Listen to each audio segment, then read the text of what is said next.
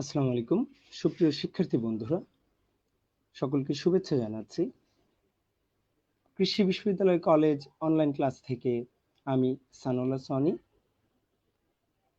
প্রভাষক বাংলা, কৃষি বিশ্ববিদ্যালয় কলেজ ময়মনসিংহ। বন্ধুরা, আশা করছি তোমরা প্রত্যেকেই খুব ভালো আছো। তাহলে চলো বন্ধুরা, আর কথা না বাড়িয়ে আমরা ক্লাসের দিকে অগ্রসর হই। সকলকে স্বাগত জানাচ্ছি কৃষি বিশ্ববিদ্যালয় কলেজ অনলাইন ক্লাসে। ক্লাস উপস্থাপনায় আছি আমি সানাউল্লাহ সনি, প্রভাষক বাংলা বিভাগ, কৃষি বিশ্ববিদ্যালয় কলেজ। বন্ধুরা, আমাদের আজকের ক্লাসের বিষয় হিসেবে আমরা বেছে নিয়েছি এই পৃথিবীতে এক স্থান আছে নামক কবিতাটি। লিখেছেন জীবনানন্দ দাশ।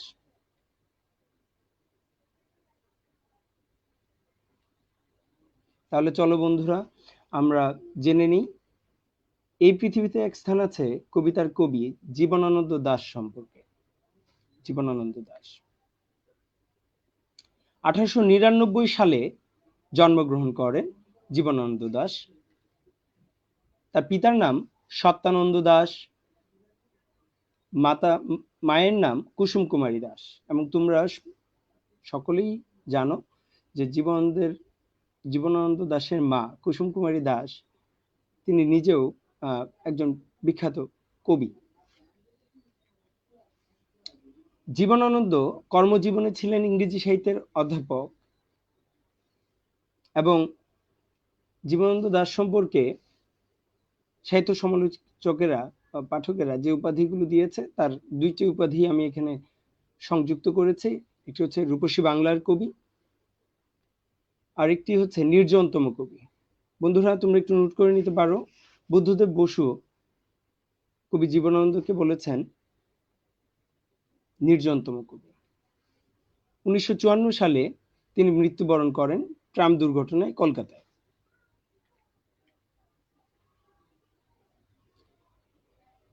জীবনানন্দের কবিতার ক্লাসে জীবনানন্দ সম্পর্কে যদি আমরা কবিতাটি বিশ্লেষণ করতে যাই তাহলে অবশ্যই আমাদের উচিত হবে জীবনানন্দ সম্পর্কে, জীবনানন্দ দাশের কবিতা সম্পর্কে জেনে নেয়।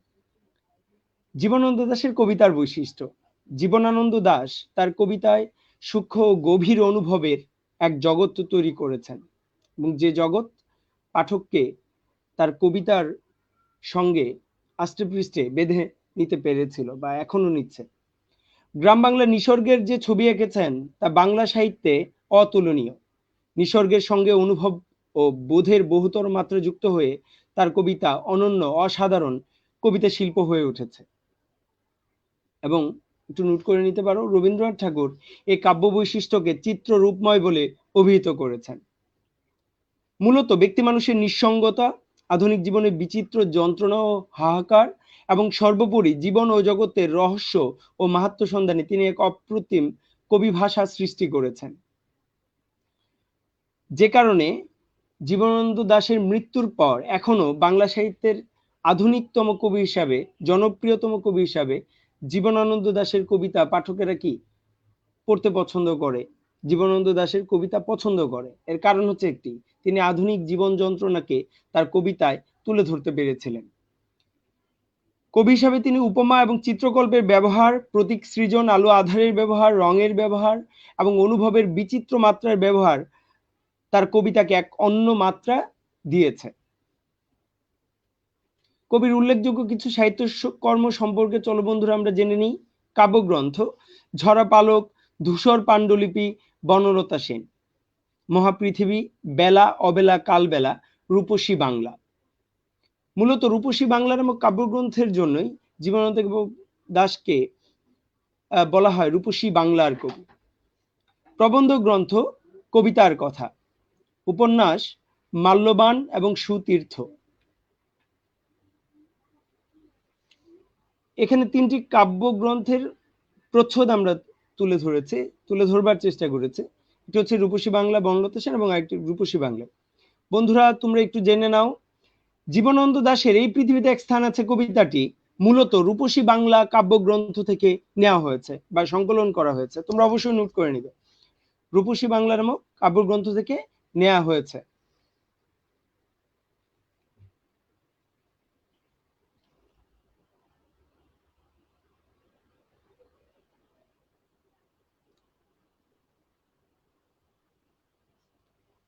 জীবনানন্দ দাশের এই পৃথিবীতে এক স্থান আছে কবিতাটি বুঝবার জন্য আমরা প্রথমে কিছু শব্দার্থ সম্পর্কে জেনে নিই। এই শব্দার্থগুলো এই কবিতায় রয়েছে। নাটা এক প্রকার ফল বা করঞ্জা ফল। সুদর্শন গুবরে পোকা, এক ধরনের পোকা। অরুণ, অরুণ মানে সূর্য। বরুণ, বরুণ হচ্ছেন জলের দেবতা।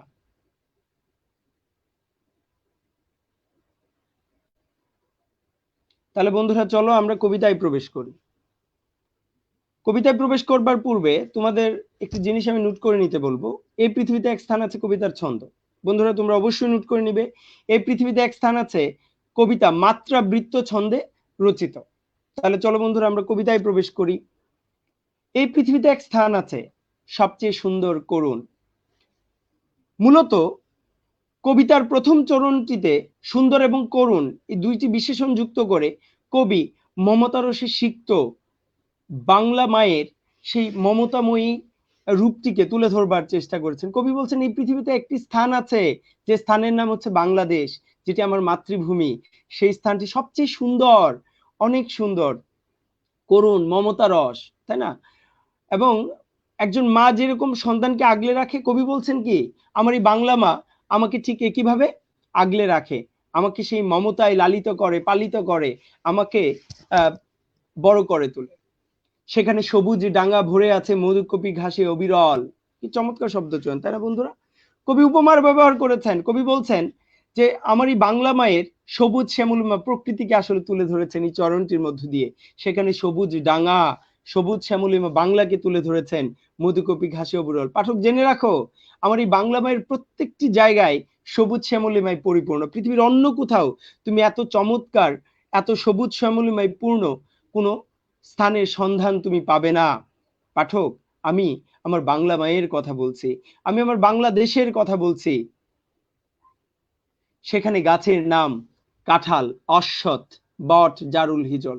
কবি বলছেন এখানে অনেক গাছ রয়েছে, সবুজ শ্যামলিমা পূর্ণ। এই বাংলার অনেকগুলো বৃক্ষ রয়েছে, সেই বৃক্ষের কয়েকটি বৃক্ষের নাম আমি তুলে ধরছি। কাঁঠাল, অশ্বত্থ, বট, জারুল, হিজল, এরকম অসংখ্য গাছে পরিপূর্ণ আমার এই বাংলা মা, আমার এই বাংলার প্রকৃতি, যে প্রকৃতি পাঠককে, তার সন্তানদেরকে আবিষ্ট করে রাখে। সেখানে ভোরের মেঘে নাটার রঙের মতো জাগিছে অরুণ। তোমরা লিখে নিতে পারো বন্ধুরা। এখানে আসলে কবি উপমার ব্যবহার করেছেন, চিত্রকল্পের ব্যবহার করেছেন। সেখানে ভোরের মেঘে নাটার রঙের মতো জাগিছে অরুণ। নাটা মানে করমচা ফল, আমরা ক্লাসের শুরুতেই বলে নিয়েছি।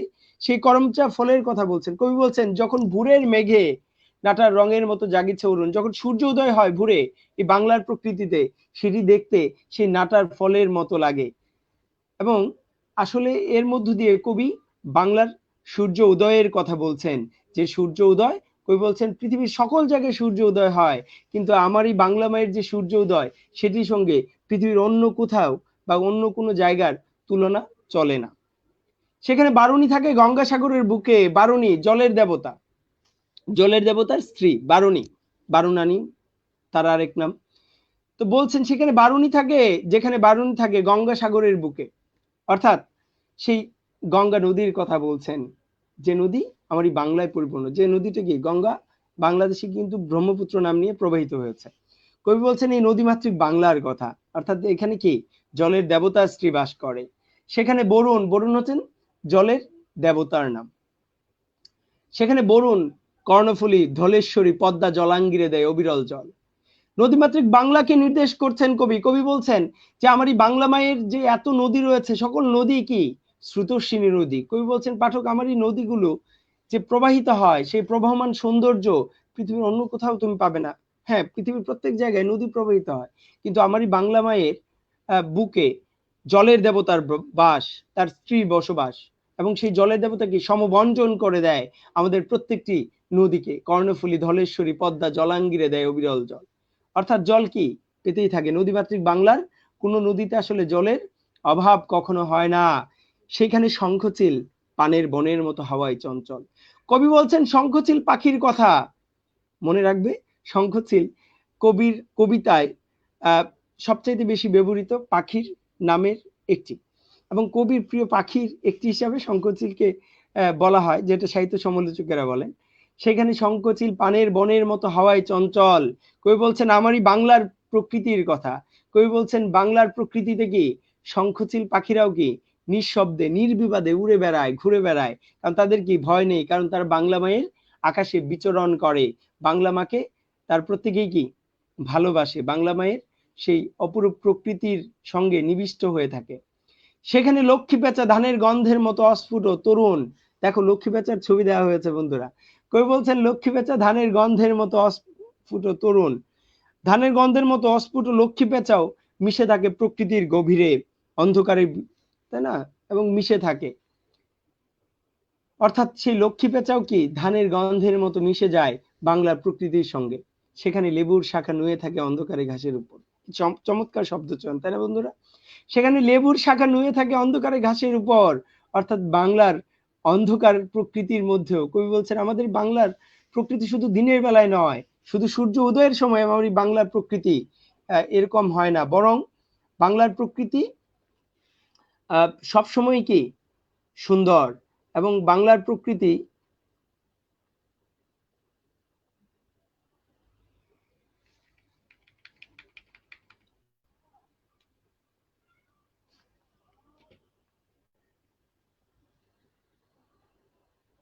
দুঃখিত বন্ধুরা, একটু কেটে গিয়েছে।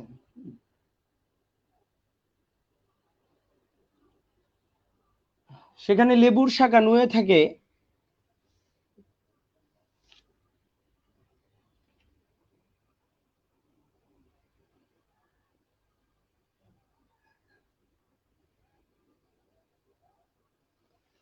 আচ্ছা দুঃখিত বন্ধুরা, আমরা লাইনটি পেয়েছি। সেখানে লেবুর শাখা নুয়ে থাকে অন্ধকারে ঘাসের উপর।